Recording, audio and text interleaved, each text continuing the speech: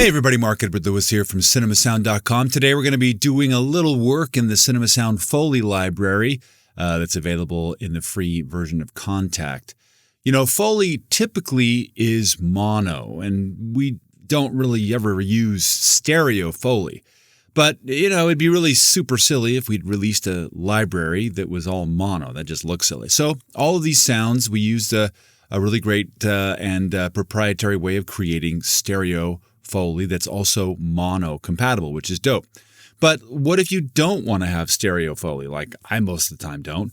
What do I do, and how would I suggest you get mono Foley out of this stereo library? Well, the first thing you could do is in your digital audio workstation, just do a stereo enhancer and make it mono. That's the easiest thing to do. But how would we do it if it was within the Sound Foley Library? Let me show you. Now, it may not be readily apparent to you, but this plugin actually has two pages. This front one, controlled by this tab, and this one here, the console, controlled by this other tab. And back here, you can see two layers. This is the, layer A, B, 1, and 2. And the fader, the, solo, mute of it, etc. But then all of these plugins that are available to be inserted on each layer. Now, the easiest way to do this is to scroll down to the stereo modeler, and then you can see up here, these are the only two controls to worry about or to deal with. And you can use the width to make it wider yet, or make it narrower. In this case, it'll become mono, as you can see down here. So I'll show you what that sounds like. This is the sand, and you can hear that's reasonably stereo. If I make it super wide, it gets really crunchy. But then mono,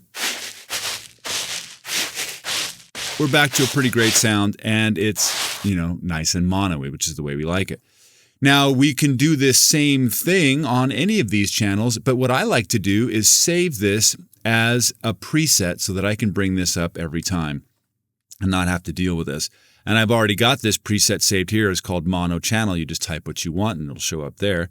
And then to make it both layers, you just go to load effects chain preset mono channel, and it'll happily drop that in there for you. From here, so some of the other things that I would do is create a learn MIDI controller so that I've got the cutoff, which I use all the time, on a controller. And then the layer, I would put this on its own controller as well.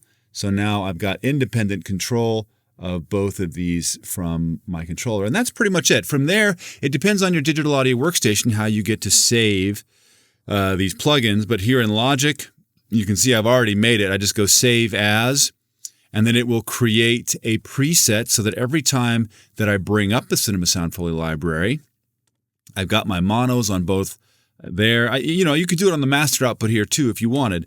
And then I've got the MIDI controllers set up, and anything else that I want to have already pre-made is done. Hopefully this has been helpful for you for setting up your Sound Foley Library, and we hope you're enjoying your copy of Sound Foley Library. We got lots more tutorials here, and we'll see you there. Even if it's for yourself.